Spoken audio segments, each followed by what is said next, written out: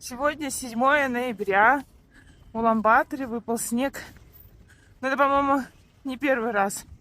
До этого было, ну, чуть-чуть, но он растаял. Не, было. А сегодня прям вообще утром проснулись, очень много снега. Начались сразу пробки сильные. Прям сейчас буран такой. Вот улица Мира, мы к ней подходим. Снега очень много. Он еще так в лицо бьет сейчас.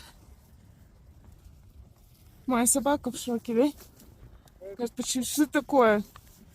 Холодно. А, кстати, на Мире нету пробок. Ого, странно. У нас там в проулках все в пробках. Машины вообще все стоят. Регулировщик на месте. Надо начать, так сказать.